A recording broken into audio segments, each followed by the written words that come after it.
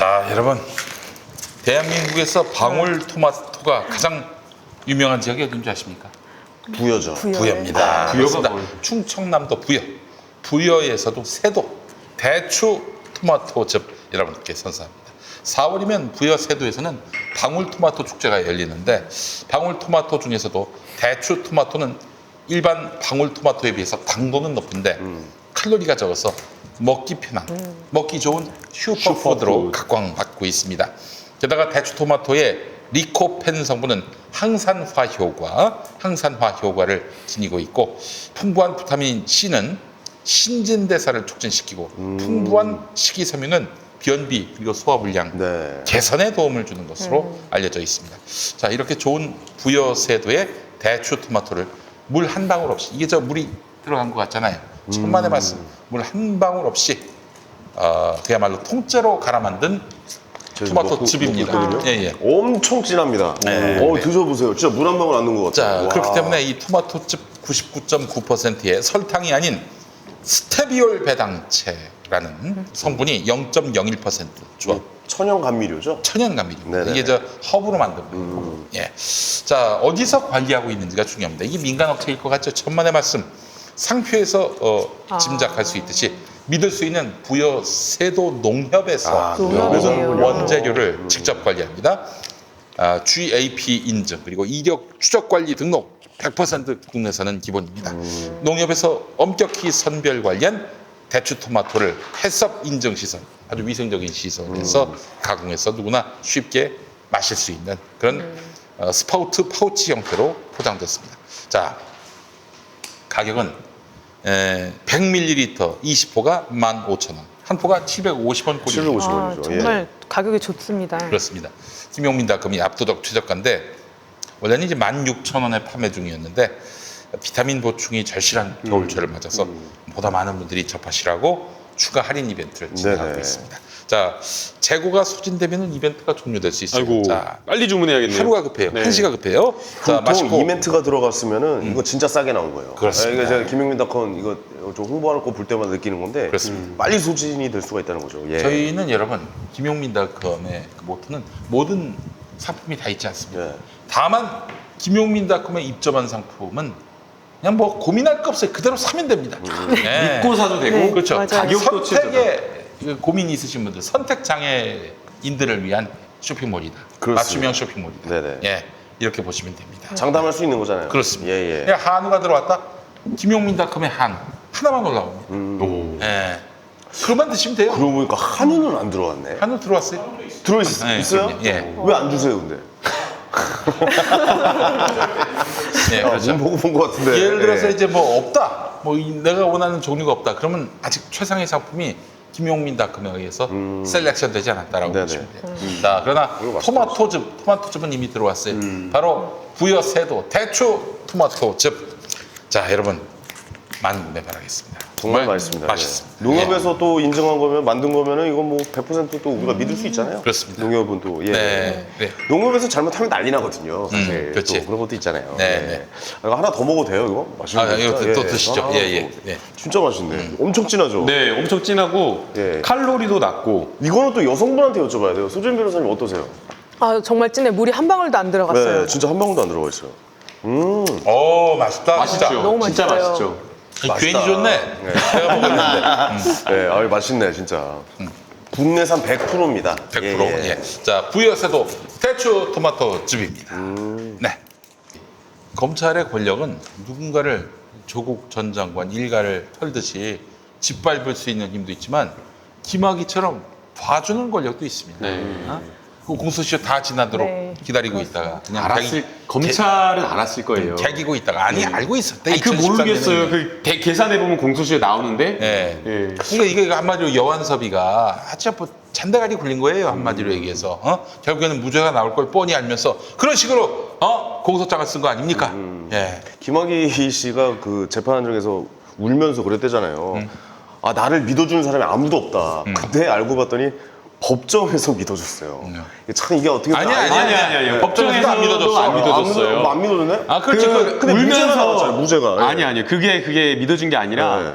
그 법정에서 뭐라 그랬냐면 난 네. 평생 가르마를 왼쪽으로 탑니다 이 얘기를 했는데 네. 가르마와 상관없이 제일 핵심이 됐던 게 동영상의 인물이 김학의가 되냐였거든요. 그렇지. 근데 사실은 공소시효가 지나면 그 맞는지 안 맞는지 사실은 판단해 줄 필요가 없어요. 근데 공소시효가 재판부에서 각주까지 달아가지고 그 동영상 속의 인물이 김학의가 맞다라고 판단을 해준 거거든요. 이번에 나왔죠. 예, 그렇게 맞다라고. 우리 그 재판부가 이렇게 한 페이지가량 이렇게 설명할 필요가 없어요. 그러니까 저 정계선 판사라고 그분이 MB 1심 15년 판사였죠. 예. 15년형 내리신 분인데 꽤 괜찮은 판사예요. 근데 얼마나 기가 막혀서 검찰 여한섭이가 올린 공소장을 보니까 이거는 무죄가 나올 수밖에 없는 공소장이야. 이제 무죄 판결을 내렸지만은 결국에는 정계선 판사가 이 동영상의 그 남자는 바로 김학이다라고 굳이 하지 않아도 될 얘기를 한 걸 보면은 정계선 판사도 화가 많이 났어요. 화가 났어. 아니 이거 봐라 수사를 엉망으로 해놓고 말이야. 공소장 엉망으로 써놓고 이래놓고 무죄 판결하면 내가 다 뒤집어 쓰게 생겼네. 그래서 이 양반이 판단을 한 거예요. 발표를 한 거군요. 그래서. 이제 동영상 속 남자가 김학이라고. 그러니까 그게 그 그렇구나. 판결문 안에 들어가는 내용은 아니었고요. 왜냐하면 판결문에 그걸 담을 필요가 없으니까. 그치, 예. 각주로 빼가지고 설명을 했다라는 거예요. 네. 근데 각주로 뺐다라고 하는 거는 사실은 그렇게 보면 내용으로 보면 주요 내용이 아니라 부연 설명한다라고 하는 거잖아요. 네. 근데 그 부연 설명하는 그 과정에서 정말 그 피고인이 아주 쟁점으로서 치열하게 다투었던 동영상의 인물이 내가 아니다라고 한 부분을 정면으로 반박하면서 당사자가 맞다, 피고인이 맞다라고 확인을 해준 거고요. 또 거기에 더해서 뭐라고 썼냐면 표현을 뭐라고 썼냐면요. 피고인이 주장하는 내용 지극히 합리성이 떨어지는 주장이다. 믿을 수가 없다라는 거거든요. 그러니까 거짓말하지 마라. 그거 믿을 수가 없다라는 이런 주장한 거예요. 가르마가 뭐 이렇게 됐단 말이야. 내가 평생 이렇게 했다. 예, 근데 화면에 보면 이렇게 돼 있단 말이야. 근데 봤더니 촬영을 했을 때 이게 반대로. 뒤집혀서 촬영될 수도 있고 뭐 어떤 원본을 이렇게 저렇게 옮기는 과정에서 뒤집혀서 나올 수도 있다. 그 실제로 그렇잖아요. 아니 우리가 셀카 찍고 나서 뭐 반대하기 누르게 뭐 누르면 이렇게 뒤집히잖아요. 그렇지, 그러니까. 예, 나 보는 거지 뭐. 예, 그래서 정계선 판사가 결국에는 이 검찰의 이런 꼼수 수사, 꼼수 기소 이거에 대해서 확실하게 잘못됐다라고 뭔가 자신의 의견을 남기기 위해서 그렇게 각주를 단 것이 아닌가 이런 맞아요. 판단이 섭니다. 알겠습니다. 저는 예. 저도 이제 판결문의 내용을 조금 이제 분석을 해봤는데요. 네네네. 그 검사가 완전히 잘못했다라고 할 수는 없을 것 같아요. 그러니까 나름의 노력을 한 게 있어요. 그러니까 김학의 전 차관 무죄 판결은 쟁점이 두 개가 있어요. 2006년에서 2007년경에 윤중천에게 성접대 받은 것, 그것이 이제 뇌물죄가 성립하는지 여부, 그리고 2008년에 윤중천으로부터 1억 원의 채무면제 이익을 얻은 것. 그러니까 이게 직접 김학의 전 차관이 이익을 받은 건 아니고 김학의 전 차관이 윤중천한테 A라는 사람한테 채권 받을 거 1억 있지? 그거 면제해줘라고 얘기를 한 거예요. 그게 이제 제3자 뇌물 제공죄가 되느냐 이 네네. 두 가지가 있거든요. 네. 근데 이 중에서 성접대 받은 것, 2006년에서 2007년경에 성접대 받은 것은 공소시효가 완성됐다 해서 면소 판단을 한 것이고요. 2008년에 윤중천에게 1억 원 채무 면제 이익을 얻은 것은 무죄 판단을 한 거예요. 이걸 이제 이 판결을 이해하기 위해서는 이제 먼저 개념을 잡아야 되는 게 뭐냐면 뇌물죄의 공소시효예요. 그러니까 1억 원 이상 뇌물을 받을 경우에는 공소시효가 15년이고 3천만 원에서 1억 원 미만일 경우에는 공소시효가 10년, 그리고 3천만 원 미만일 경우에는 공소시효가 7년이에요. 그럼 잘 보세요. 성접대 받은 것을 돈으로 환산할 수가 없으니까 일단 검찰은 성접대는 액수불상의 이익이다라고 해서 기소를 했고요. 네.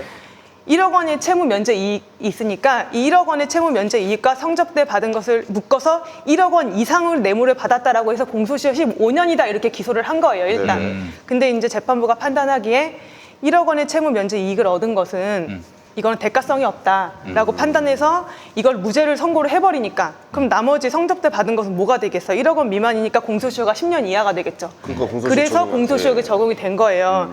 그래서 저는 이제 재판부가 왜 이렇게 판단을 했을까? 이제 국민의 입장에서 보기에는 윤중천에게 1억 원 채무 면제 이익을 얻은 것이 이게 왜 어떻게 뇌물죄가 성립을 안 하나? 당시에 뭐 어떤 일이 있었는지 조사가 물론 뭐 됐는지 안 됐는지 성실하게 했는지 아닌지 제가 수사 기록을 못 봐서 잘 모르겠지만 이제 검사에 대해서 뇌물을 줬을 때는 어떤 문제가 있냐면 굉장히 좀 재미나지만 씁쓸한 건데 네.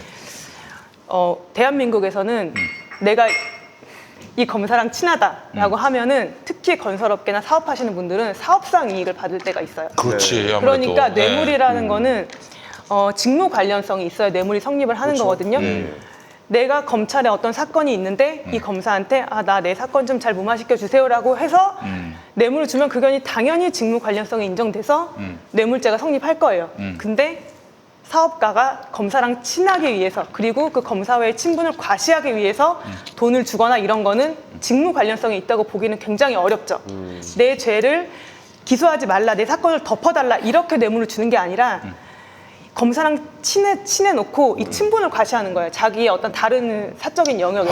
직무 관련성이 공적인 있어야 하지 않습니까? 네. 그렇죠. 근데 그게 문제가 나왔다는 거예요.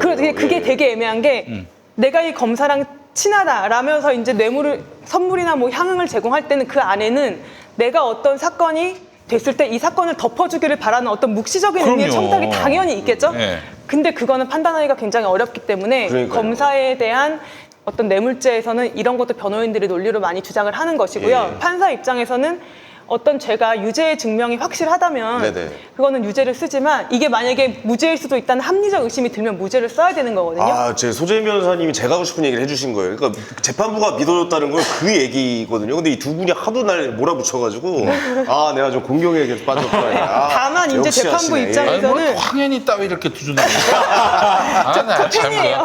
왜 나를 벼랑 끝으로 몰아요 자꾸. 김용민 PD, 용민 네. 형님, 현희 형 네. 제2의 거소가 어딘지 아세요? 어디? 어디입니까? 침실을 새로 마련했잖아요, 용민 형님.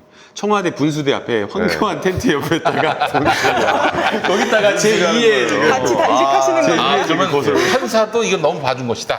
아니 판사가 봐줬다고 하는 게 아니라 예. 검사가 입증을 부족하게 이게 만약에 생각해 보세요. 김학의 전 차관이 이 채무 면제 이익을 얻은 당시가 2008년이에요. 2008년도면은 보니까 윤중천이 굉장히 사기 행각을 많이 벌이고 다닌 사람이더라고요.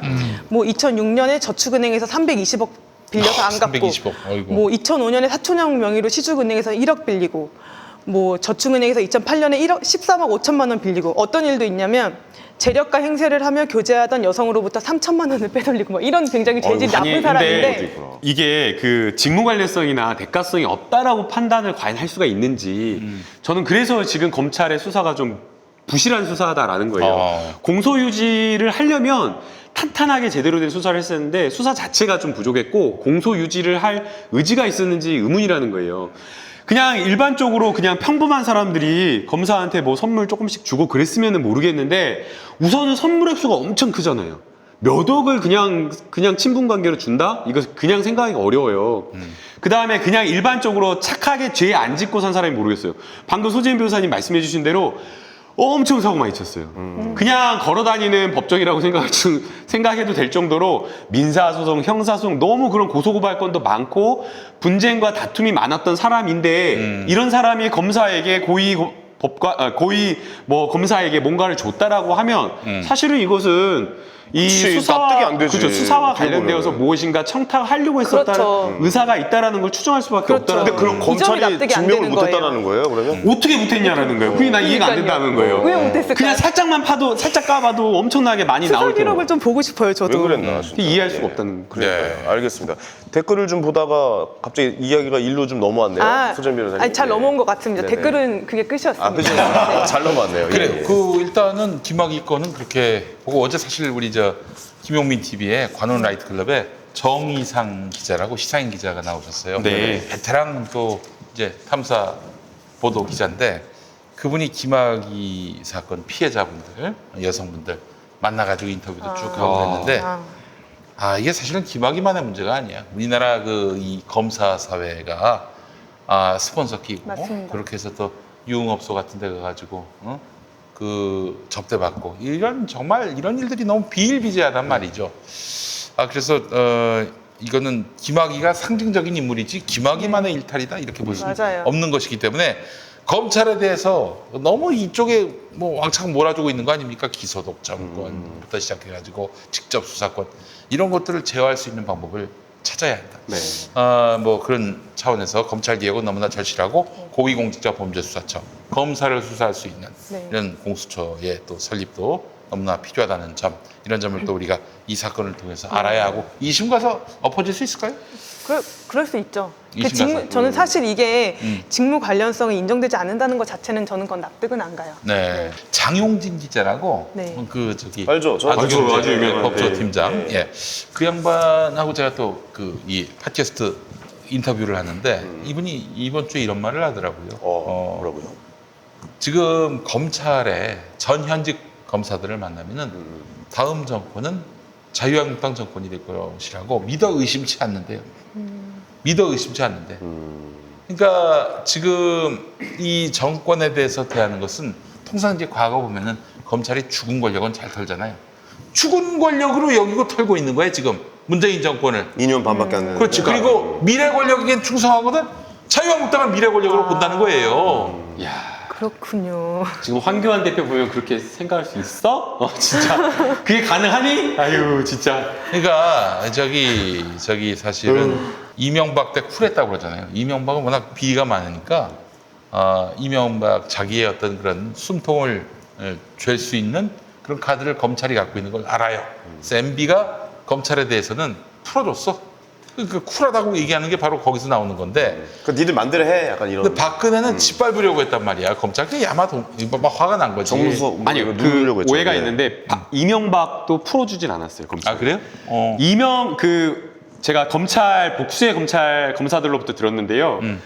노무현 정부 때 검찰의 독립성을 지켜주고 검찰 인사를 바르게 해줬대요. 그래서 사실 어떤 조직이든 건강하게 성장하고 발전하려면 인사가 잘 돼야 돼요. 조직에서 정말 열심히 일하고 정도를 걷고 성실하게 한 사람이 인정받아야 되는 거거든요. 당연하죠. 네, 그거는. 근데 그게 이제 노무현 정부 때는 가능했는데 이명박 정부 들어서고 완전히 망가졌다라는 거예요. 그 경포 라인 해가지고 포항이나 이런 영남 라인 해가지고 철저하게 그런 사람들만 진짜 막 30대 후반 초반 막 이럴 때 평검사 약간 부부장 검사 뭐 이런 평검사 그때부터 요직으로 막 돌리면서 키워줬다라는 거예요. 그래가지고 요직 곳곳에 자기 사람들 다 심었다라고 이야기를 하면서 그 이명박 정부 때 검찰 인사가 완전히 망가졌고 검찰 인사가 망가지면서 검찰 수사도 거의 줄대기 수사가 됐다라는 거예요. 인사와 수사를 맞바꾸는. 그렇게 돼버렸다는 거예요. 네. 심각한 거였죠. 이용한 거네요. 어떻게 MB 완전 정부 심각한 때는. 거죠. 하여간 일단 검찰은 지금 문재인 정부를 이제 곧 이제 정권을 넘겨줄 정권으로 지금 인식하고 있는 건데, 네네. 자 그래서 그 미몽을 깰 수 있는 가장 좋은 방법은 내년 총선 결과죠. 총선에서 만약에 민주당하고 자유한국당, 더불어민주당하고 자유한국당하고 의석수가 엇비슷하면은 자 이제 대선은 자유한국당한테 넘어간 것이다. 네. 그들의 믿음을 더욱 굳건히 해주는 것이고요. 이렇게 되면은 문재인 정부는 말하자면 정권 말로 갈수록 더욱 힘들어지게 될 것이다. 저는 이 선거만큼 사실 국민들의 솔직한 마음이 드러나는 게 없잖아요. 이번에 홍콩 사태 보세요. 9.25 선거에서 아마 친중 세력이 완전히 박살이 아주 났잖아요. 개박살이 났죠. 야, 난 그래서 그게 이 대중의 힘, 이 투표의 힘 이런 게 진짜 무서워. 진짜 그러니까 이번에 그 심각하구나라는 생각이 들어요. 홍콩에서 민주진영이 압승한 거는요. 네.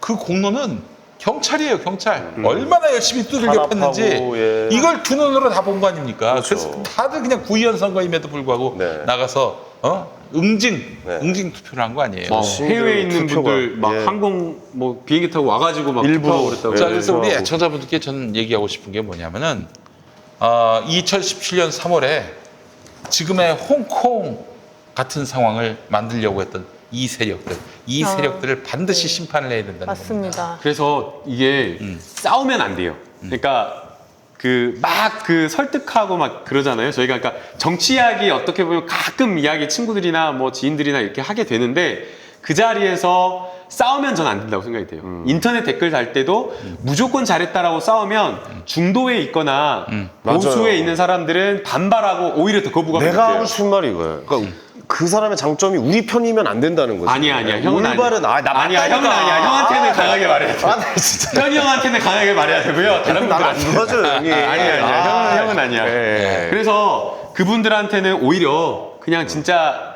잘못한 거는 잘못했고 그래도 우리가 자유한국당은 아니지 않냐.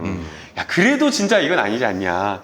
적어도 정말 민주개혁 세력에게 좀 우리 사회 공동체를 조금 더 위해서 노력하는 그런 정당의 그런 정치인들에게 투표를 해주자. 네. 지금 촛불 정부로서 문재인 정부를 이렇게 뽑아줬는데 바뀐 게 없다. 그래서 정말 대한민국을 새롭게 하려면 조금 더 지지를 해줘야 된다. 아직 실망하기 이르다라고 하면서 간청해야 돼. 애원해. 네. 그 프로듀스 간청해야 된다라는 거고요. 그래서 저희가 뭔가 할 때 절대 싸우지 말아달라. 그거 정말 중요합니다. 예. 네. 네. 알겠습니다. 자, 마지막으로 하나만 더 얘기해 볼까요? 무슨 얘기? 네네. 그거 하나 또 있어요. 뭐 정경심 얘기해봐요. 교수님 재판부에서 말하는 게 또 하나 있어요. 중요한 게 하나 있어요. 예, 네. 그 정경심 교수님께서 그 혐의 받았던 거 제일 논란이 됐었던 게 네. 증거 인멸 교사 부분이었잖아요. 근데 여기에 대해서도 재판부가 또 이야기를 했어요. 증거인멸 교사? 이거 네. 뭐예요? 증거인멸 교사가 그거죠. 원래 자기 죄와 관련되어서 증거인멸을 한 경우에 처벌은 되지 않아요. 근데 이제 교사를 한 경우에는 이제 이게 처벌이 될 수가 시킨 있거든요. 거죠. 예. 그렇죠. 예, 근데 예. 이제 이와 관련되어서도 이야기를 했는데 증거인멸 교사와 관련되어서도 정범이, 그러니까 증거인멸 행위를 한 정범이 처벌되지 않으면 교사 행위를 처벌할 수가 없는 거예요. 그러네요. 예. 따라가니까. 예, 예. 그래서 재판부가 또 뭐라 그랬냐면, 아니 증거인멸 교사 이거 기소하면서 왜 정범에 대한 기소는 없냐? 이거 따라가는 거니까, 종속적으로 따라가는 거니까 그러네. 정범에 대한 기소 여부를 밝혀달라. 이걸 또 이야기했어요. 검찰에선 그 정범을 기소를 안 한 거예요? 안 한 거예요. 아직 안 했나 봐요. 왜 안 한 거예요? 모르고 왜 한 안 했는지는 아직 모르겠어요. 그래서 이제 하나 저희가 생각해 볼 수 있는 거는 정보원이었나? 그렇죠. 그걸 하나 생각해 보시죠. 검찰에게 굉장히 좀 유리한 증언을 걸 했다거나. 증언을 해준 경우에는 이제 기소를 안 하는 경우가 있거든요. 공범을. 네네. 기소 유예를 해주는 경우가 있어요. 그런데 이제 이 경우는 지금 어쩔지는 모르겠는데 지금 어쨌든 지금 이 부분을 아직 기소를 하지 않았다. 네. 그리고 이제 이 정범이 또 다른 분일 수도 있고. 알겠습니다. 그 다른 분이 이제 조국 교수님을 지칭한 걸 수도 있어요. 어떻게 보면 정체적으로 기소가 약간 좀 빈약하다 이렇게 볼 수가 있겠네요, 소재님. 억지 수사를 했으니까 그런 거지 뭐. 예. 네, 검찰개혁 관련해서 저도 한 말씀 더 드리면 사실 우리나라만큼 검찰이 이렇게 막강한 권력을 가지고 있는 나라는 없어요. 근데 이렇게 검찰 권력이 비대해지게 된 원인은 이제 검찰에 대한 구조를 처음 만들 때, 그러니까 뭐 헌법, 형법 제정 당시에 그나마 그 당시에는 깨끗한 기관이 검찰이었던 거예요. 그렇지. 그래서 그나마 이 권력들을 그나마 검찰한테 준 건데, 이제 권력도 이제 그 뭐라 그래야지, 물도 오래 고여 있으면 썩는다라고 하잖아요. 그러니까 이게 지금 검찰이 권력을 너무 오랫동안 장악하고 있었기 때문에 이미 이렇게 썩어 버렸다고 저는 생각이 들거든요. 그래서 정말 반드시 국민의힘으로 이번에 공수처 설치와 검경 수사권 조정이 되어야 한다고 생각이 듭니다. 알겠습니다. 자, 이렇게 해서 오늘 더 하실 이야기 있으시면 하셔도 됩니다. 권성동 이야기. 권성동 씨. 짧게 할까요? 예, 그렇죠. 권성동 예. 의원. 네. 권성동 의원에 대해서 이제 항소심이 진행이 되고 있는데요. 네네. 이제 강원랜드 관련해서 네. 이게 쟁점이 세 가지예요. 이제 많은 분들께서 쟁점을 한 가지만 이제 집중을 해서 보시고 계시는 것 강원랜드 같아요. 특혜 채용. 예. 그러니까 그 교육생 선발할 때 그 이제 리스트를 줘가지고 채용되게 했다. 이것만 생각하시고 계신 것 같은데 쟁점은 세 개거든요. 네네. 그러니까 교육생 선발에 관한 업무 방해가 하나가 있고, 그다음에 경력직 채용, 본인의 비서관을 그 강원랜드의 수질 환경 분야 전문가로 채용할 수 있도록 한 그런 혐의도 있고요. 그다음에 본인의 친구, 그러니까 예전부터 친구이고 뭐 변호사 할 때 사무장도 해주고 그다음에 선거운동도 도와줬던 그런 친구를 강원랜드의 사회이사로 선임할 수 있도록 한 혐의가 세 개가 있는 거예요. 근데 첫 번째 관련해서 이제 시청자분들도 그렇고 이해를 못하시고 답답한 부분이 굉장히 많으실 거로 생각이 드는데, 업무 방해가 성립을 하기 위해서는, 그러니까 저도 예전에 그 은행권 채용 비리가 문제됐을 때 그 어떤 은행의 인사팀 담당자에 대한 수사 입회를 한번 들어간 적이 있어요. 그때 이제 같이 채용 담당자랑 들어가가지고 엄청 검사님한테 혼나고 나왔거든요. 혼나죠, 당연히. 근데 그때 이제 제가 되게 좀 저 스스로도 좀 트라우마 같이 남은 게 뭐냐면, 이제 수사 기록을 이제 보여주면서 피해자를 추궁을 해요. 이제 그분은 본인의 윗선이 시켜서 한 거죠. 본인이 그렇게 채용 비리를 할 사람은 그럴 이유는 없는 사람이었어요. 근데 진짜 충격이었어요. 그 면접위원들이 면접 점수를 쓰잖아요. 그러면은 그 점수를 써놓고선 나중에 그거를 청탁을 받은 사람을 합격시키기 위해서 점수가 높은 애들 점수를 지우고 깎는 거예요. 그거를 본 거예요. 그 지워진 흔적을 제가 보는데 굉장히 너무 저도 그때 열받는다. 말할 수 없는 와. 충격을 받았고, 그때 검사님이 추궁하신 게 봐라 네가 이렇게 지워가지고 A라는 학생을 떨어졌네. A라는 사람을 합격시키기 위해서 B가 떨어졌다. B가 떨어진 거예요. A를 합격시키기 위해서 B가 떨어진 거를 보면서 그리고 그때 저도 굉장히 충격을 받았거든요. 근데 일단 강원랜드 같은 경우는 문제가 뭐냐면은 강원랜드 안에서 집단적으로 비리를 저질렀다는 거예요. 그러니까 업무 방해가 있으려면 피해자가 있어야 되거든요. 업무 방해 피해자가 있어야 되는데 이 경우에는 강원랜드에서 인사팀장이나 아니면 강원랜드 사장이 그냥 본인들이 집단적으로 채용 비리를 저지른 것이기 때문에 업무 방해 피해자라고 볼 수가 없는 측면이 있어요. 저는 이거는 재판부 판단이 뭐 그렇게 잘못했다, 이건 잘못이다라고 하긴 좀 어려운 것 같아요. 법이 그러니까. 법이 그러니까요. 네.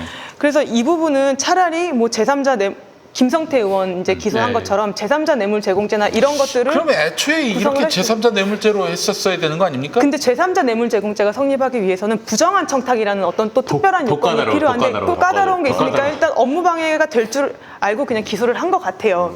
근데 그런 어려운 점이 있었던 직접 거죠. 봐주려고 했던 건 아니었어요? 그럴 수도 있죠. 제가 그렇게까지는 모르겠는데. 이제 검찰이 네, 검찰이- 선배 검사 권성동을 봐주려고. 아니 그걸 의심을 안 할 수가 없어요 지금. 그 안미영 검사님이 외압 폭로했잖아요. 네, 그랬죠. 네, 네. 그래서 저는 제가 주목하고 있는 거는 뭐냐면요. 이 앞단의 것보다는 비서관을 강원랜드의 경력직으로 채용시킨 거는 저는 이건 정말 문제가 있다고 생각이 권성동 들어요. 의원실의 비서관을 네. 강원랜드의 경력직으로 채용을 했는데 그게 어떤 식으로 진행이 됐냐면 채용 공고가 난 것이 아니었어요. 근데 이 비서관이 대표이사를 찾아가서 이력서를 전달했어요.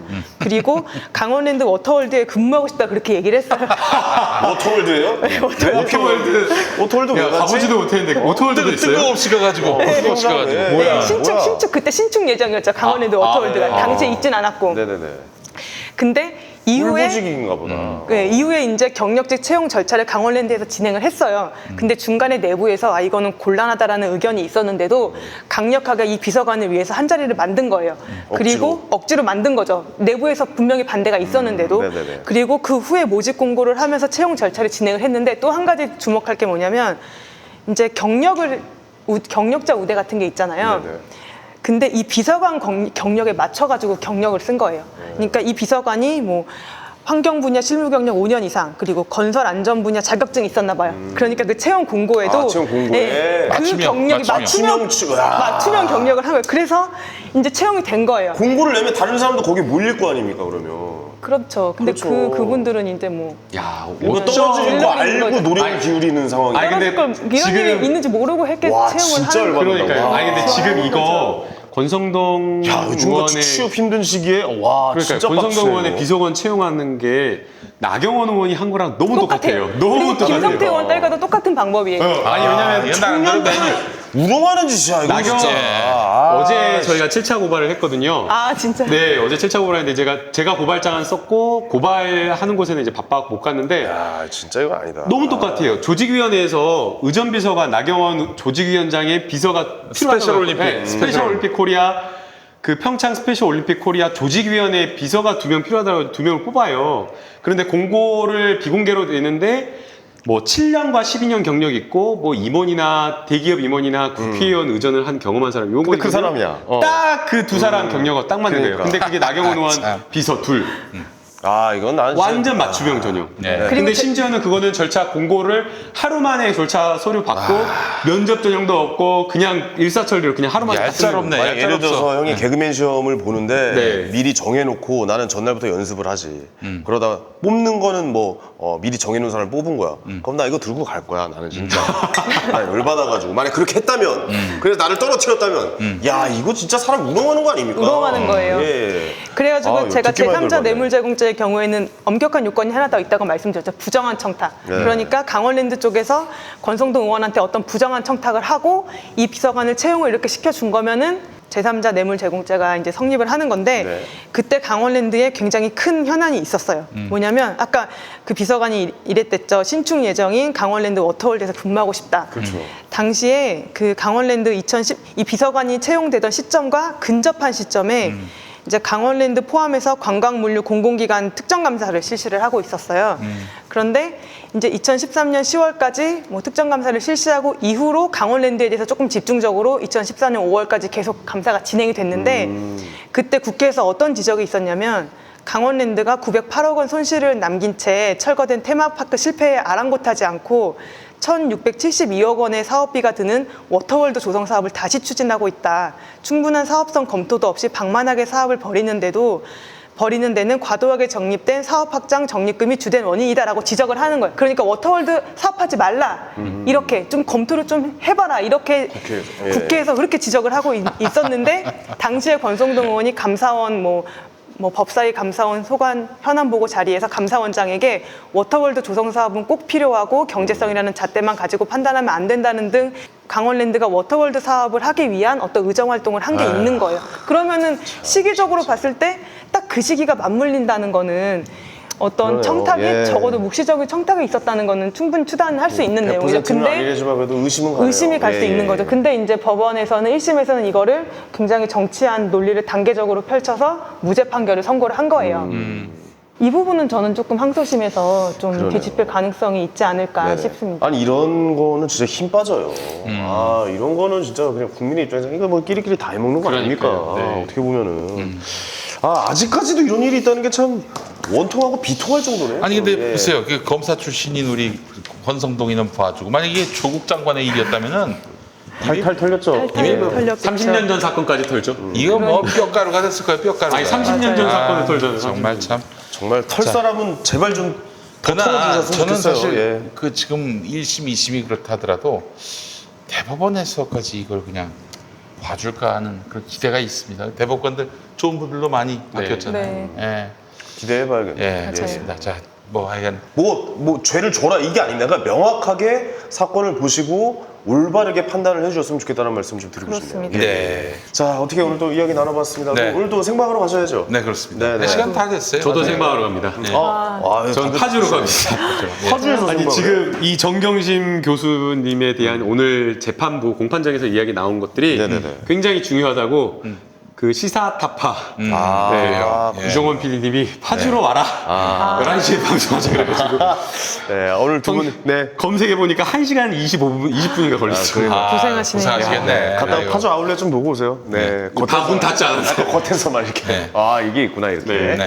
알겠습니다. 자 피아 지방법은 여기서 마치도록 하겠습니다. 고생하셨습니다. 감사합니다. 감사합니다. 감사합니다. 고맙습니다. 고생하셨습니다. 감사합니다. 예.